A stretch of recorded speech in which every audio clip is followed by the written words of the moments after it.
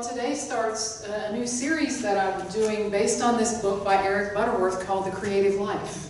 The Creative Life. Eric Butterworth is a great and well-respected and popular Unity author, and he puts into really common language these sometimes what we might consider complex or difficult to understand spiritual ideas and spiritual concepts. So I'm looking forward to sharing this. It's a little book, and it's jam-packed full. I took all my little stickies out because I just need these two today, but you can see I didn't do it with my Bible. It's still kind of that way. Speaking of the Bible, this is where I want to start, because what he uses in this Creative Life book is the story of the creation, is the story in Genesis. And I know a lot of people, when they hear the Bible, they're like, oh man, I don't know. Some people are afraid of the Bible. Some people don't understand it. Some people have been oppressed by people who use things out of here that were like, oh man, you know. And so they've dismissed the Bible. They've dismissed it. They haven't really studied it at all either. They just hear what other people have to say about the Bible, and then they think that must be true because they're you know, it's a lot. There's a lot in here. And I think the way people are hurt by it most is when people just pick certain things out of there. They just pick certain things out of there, and then it can be scary. There's a lot of laws, for instance, in the book of Leviticus. In fact, that's the book of laws. And there's things in there that we don't ascribe to at all today. We don't ascribe to at all. There's things in there like, well, if you wear clothes made of two different cloths, you know, that's not allowed. Or if you plant two different seeds in the same field, no, that's not allowed. If you don't mow the edge, you can't mow the edges of your field and harvest the edges either, by the way. And you can't eat the meat from a cloven-foot animal. You know, those are some of the things that are in there. Well, we don't really ascribe to those. We don't ascribe to, you know what it says in Leviticus about the penalty for adultery? Death. That's the penalty. Well, we'd have a lot less people on the earth. Maybe even you. I mean, we don't do that anymore. We don't stone people to death. That's not what we do anymore. And even in Leviticus, it talks about, you know, not working on the Sabbath. How many people ever had a job in retail? You're always working on the Sabbath. If you made dinner, you worked on the Sabbath. Okay, if you took care of things. We don't really ascribe to all those laws, but then somebody will go in Leviticus and say, all right, there's something in there that says a man should not be sleeping with a man, nor a woman with a woman, and that's a big deal. But there's all these other things, but when we just cherry pick the things in there, you know, maybe not make so much sense. So it's good for us to realize all the stuff is in there so that we understand, you know, that's really not what it's about. There's also some teachings in the Bible that are difficult to understand just on face value. Even in the Beatitudes and what Jesus spoke about, he said, blessed are the poor in spirit, for theirs is the kingdom of heaven. Oh, I don't want to be poor in spirit. What does that mean? All right, if we just take it for face value, it looks a little difficult. It's like, why do I want to go there? Or if you're rich, you know, a rich man has no chance of entering the kingdom of heaven any more than the camel going through the hole in the needle. Oh, does that mean I have to be poor to get into heaven? Like, there's these crazy kind of teachings. And here's another one. It's one of my favorites. Maybe someday I'll talk about it. But it says this, it says, enter through the narrow gate, for the gate is wide and the road easy that leads to destruction, and there are many who take it, the wide road. For the gate is narrow and the road is hard that leads to life itself, and there are few that find it. Well, it's complicated, isn't it? It's complicated, so people don't want to really go there. There's a lot of things in here that don't seem like they fit very well.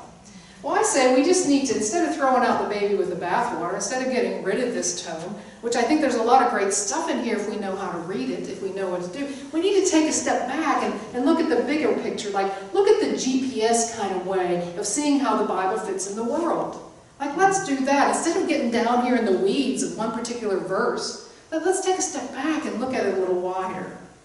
You know, there's some things about the Bible that, and this isn't a Bible class, and I'm not a Bible scholar, but I just want to give a little bit of context as we go into this message.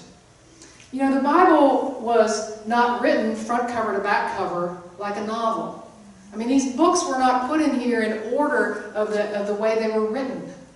Okay, some of them, they're not, and even the verses inside the books weren't necessarily written in that order. I mean, it's interesting to know that, right? This is not a book that was written like that. It's not a book that was written like that. It's not chronological.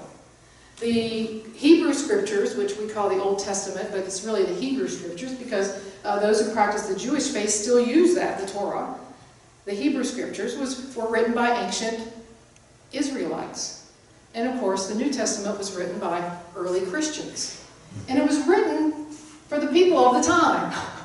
I mean, that's not hard to understand, is it? The things that are written today are written for our times. If people were talking about the internet back in the 1940s, they wouldn't have understood anything about it.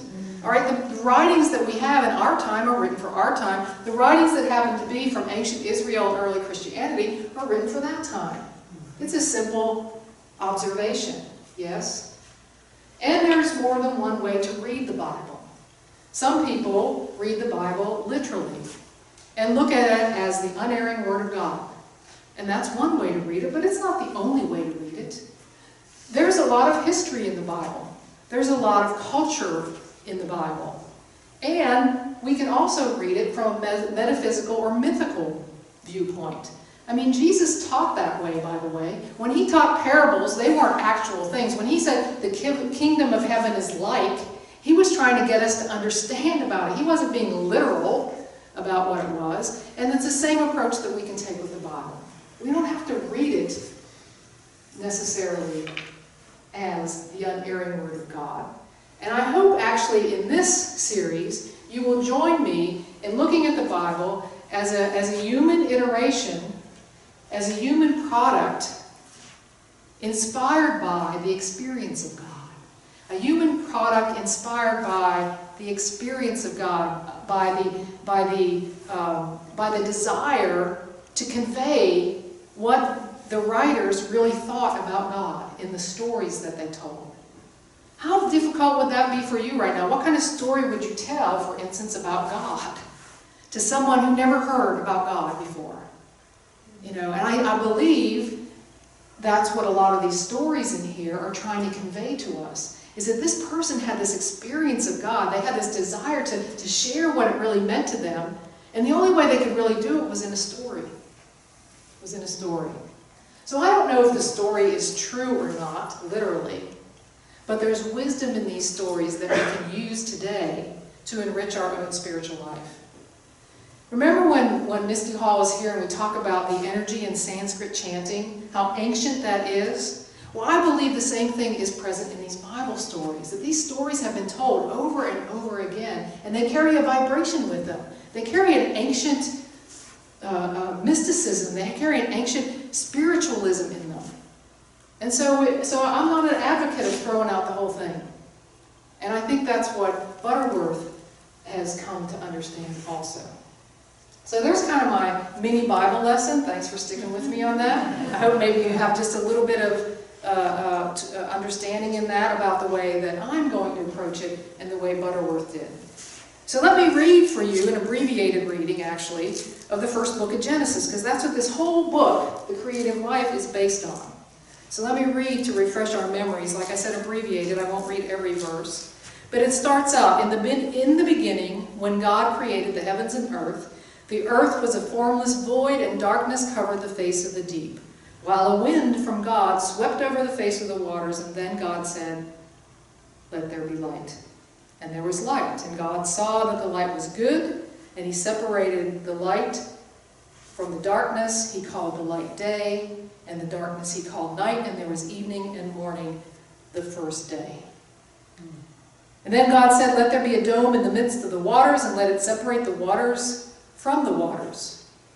And so it was, and God called the dome the sky, and there was evening and there was morning the second day.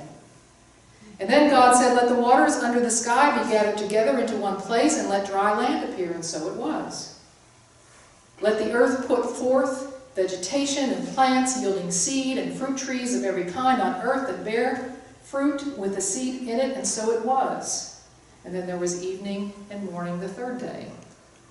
And God said, "Let there be lights in the dome of the sky to separate the day from the night, and let them be for signs and for seasons and for days and years, and let them be lights in the dome of the sky to give light upon the earth. And so it was. And there was evening and morning the fourth day. And then God said, let the waters bring forth swarms of living creatures, and let birds fly above the earth and across the dome in the sky. And so it was, and there was evening and morning the fifth day. And then God said, let the earth bring forth living creatures of every kind, cattle and creeping things, could have done without the creeping things sometimes, and wild animals of the earth of every kind. And so it was, and God saw that it was good, and there was morning and evening the fifth day, right? And then God said, or sixth day, and then God said, let us make humankind in our image and according to our likeness, and let them have dominion over the fish of the sea, and over the birds of the air, and over the cattle, and over the wild animals, and everything that creeps and crawls, to give dominion over that. And God saw that everything was good, and there was evening and morning the sixth day. And thus the heavens and the earth were finished, and all their multitude, and on the seventh day God finished the work that he had done, and he rested on the seventh day from all the work that he had done. Bazinga. It's done. Well, what's all that about? What could that all be about? Well, I told you we're not going to take the literal translation, but can you see that someone living in ancient Israel might have looked around and to try to describe what God is in relationship to them? They saw everything that there was, right, pretty much, described everything, and said, you know what, it all came from God. It all came from this higher power, this greater energy in the universe, this God. When I look around, that's what I know to be true. So here's the story that says that. Here's the story that says that. It also might have been a hymn.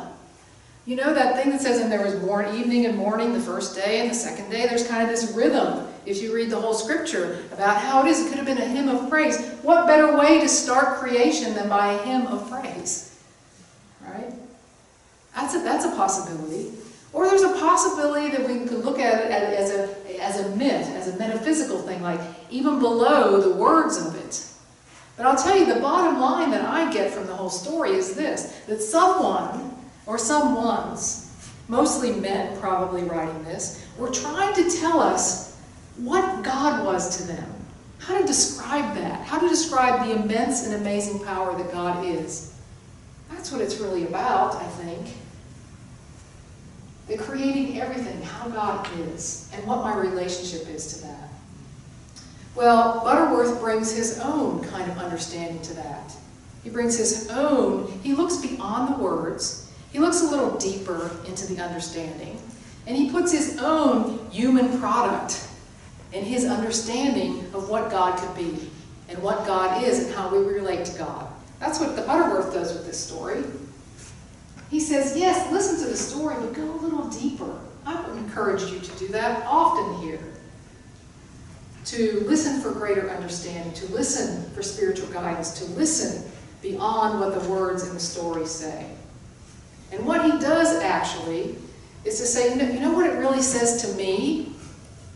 What it says to me is that there are 7 keys in this story to my inner genius, to your inner genius, to your creative genius. That's what you're about to find out in this series. That you have in you a creative genius inspired and lived through you as God. You have it right now. And some of you are still saying, I don't have a creative bone in my body. And the reason is that we think creativity is about making something. We think it's about having a product out here as a result of our toil.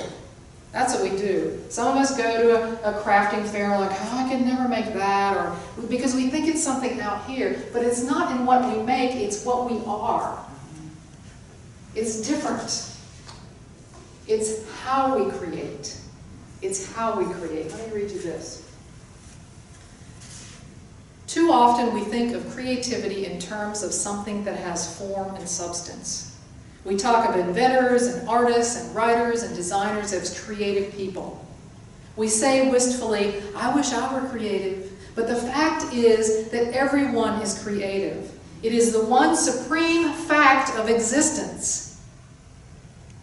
It is the nature of the infinite to create, of God to create, and it is in the nature of each person to be creative.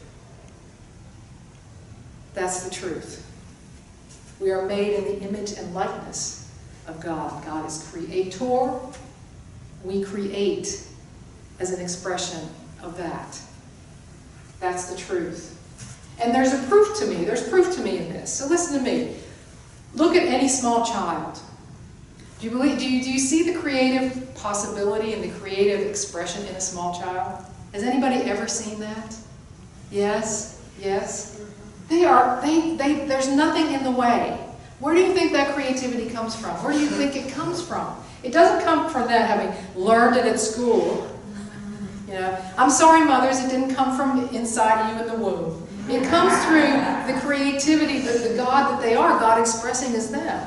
Here's another example. What about savants or child prodigies? Like, where does that come from? That this young 3-year-old can play this concerto on this piano, this movement in something. You can probably say something about what to call that, this huge movement. Where did that come from? They didn't study music for years and years at university. That is the movement of creativity coming through them. A young boy who can square root any number. Like, wow, what in the world? That is the creative power of God. We recognize it in those people, but we don't think we have it. But nothing could be further from the truth. Nothing could be further from the truth. So, let me read this.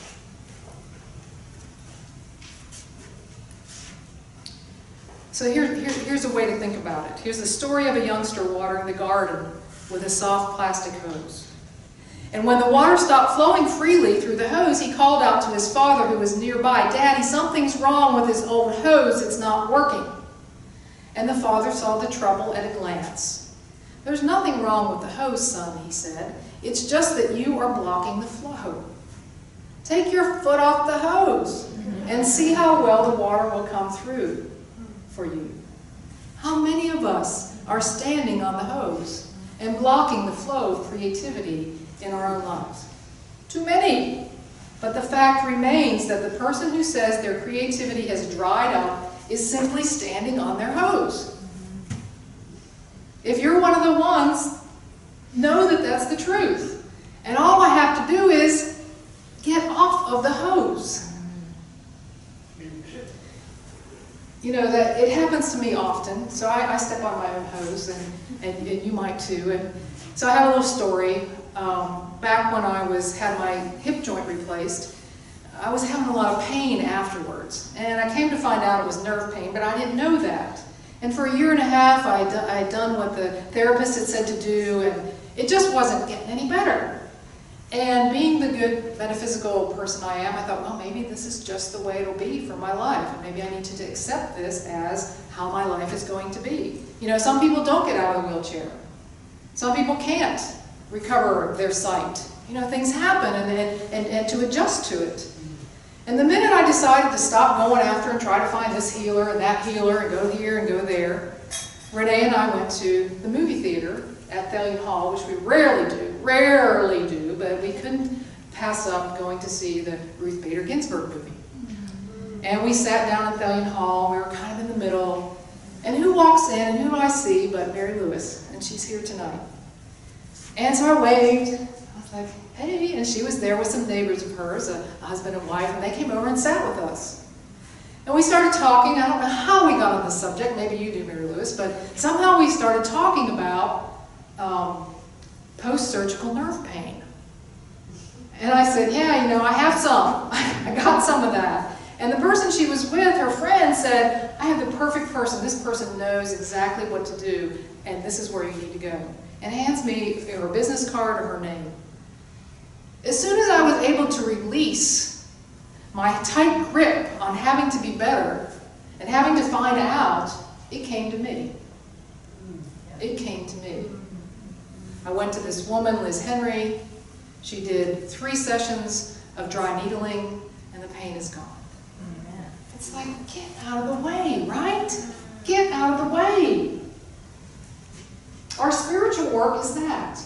It really is about getting into the flow of life. It's to get off the hose. to step off the hose.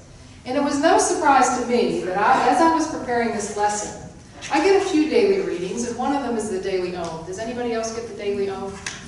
So here I am, I'm doing this work, and I got my message down, and here's what comes up on the Daily Ohm. It's called The Flow of the Universe, by the way. Yes, right? The flow of the universe moves through everything. It is in the rocks that form, get pounded into dust, and are blown away. The sprouting of a summer flower, born from a seed planted in the spring. The growth cycle that every human being goes through, and the current that takes us down our path. When we move with the flow rather than resisting it, we are riding on the universal current that allows us to flow with life. Many people live their lives struggling against the current. At least some of our life we do. We try to use force or resistance to will our lives to happen the way we think they should. Others move with this flow like a sailor, using the wind, trusting that the universe is taking them exactly where they need to be at all times. This flow is accessible to everyone. This creative genius is accessible to everyone because it moves through and around us. We are always riding this flow. It's just a matter of whether we are willing to go with it or resist it. Tapping into the flow is often a matter of letting go of the notion that we need to be in control at all times. Do I have to read that one again? The flow is always taking you where you need to go. That's a belief. That's a belief that opens us up to possibility. That's a belief that opens us up to creative genius appearing through us as us. It is just a matter of deciding whether you plan on taking the ride or dragging your feet. Our souls feel good when we go with the flow of the universe. All we have to do is to make the choice to ride its currents. That's what accessing creative genius is like. It's accessing that flow of life. That's what it's about, and that's what Butterworth is going to take us through, these 7 steps, to understand what that is, that how we can actually put it to practice in our life. The first step, my friends, next week will be, let there be light. So I hope you're here for that. So let's take this idea of flow into meditation this afternoon. Let's envision ourselves simply taking the foot off the hose, taking it off, stepping to the side. Like that little boy, if our focus is narrowly out in front, we have no idea that we're even stepping on the hose. But our work is simply to open up to the flow of creative genius, of God, call it what you want, of possibility, of potential, to decide not to be dragged along, but to ride the current.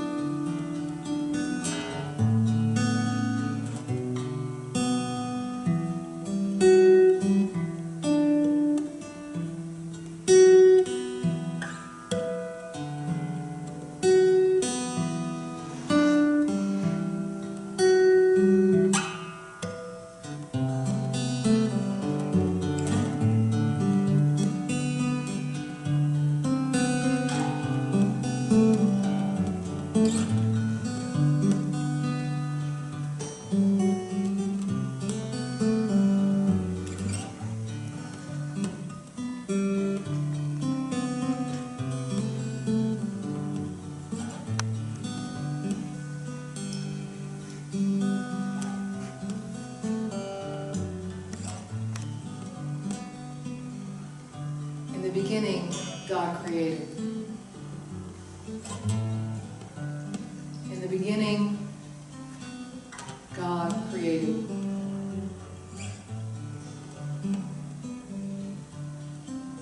Creation began. The pulse in the universe was felt. Life became life. Simply in the beginning, God.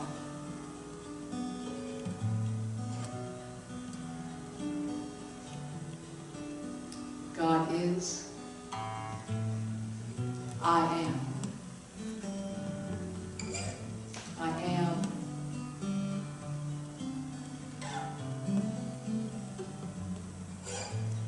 That amazing expression of the divine. You and I, we all. Coming out of, being supported by the one great vibration in the universe.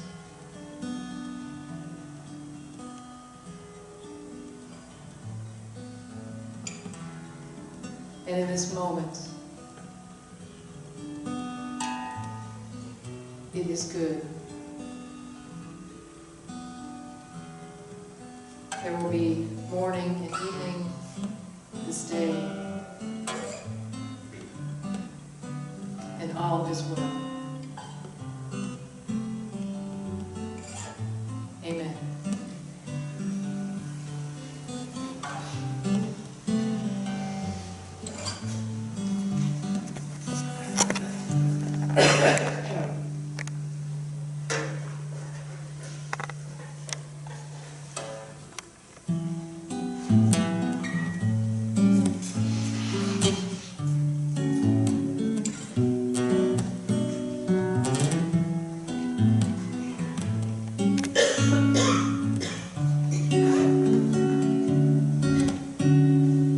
Drops of golden sunlight touch my skin all the time.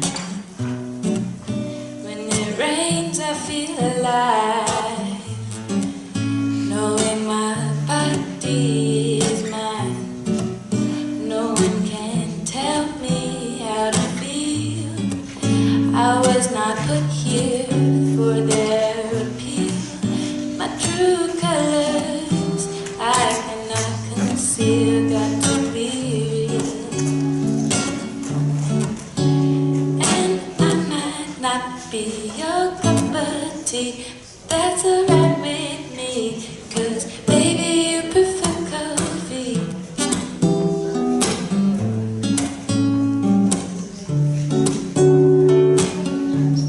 And I was told not to care what you think, and I don't have to be your favorite drink, oh yeah.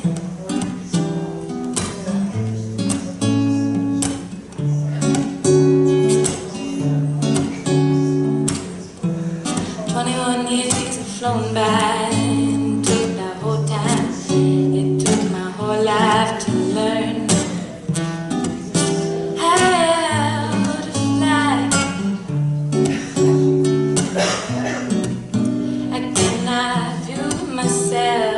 Can I view myself through someone else's eyes? Oh,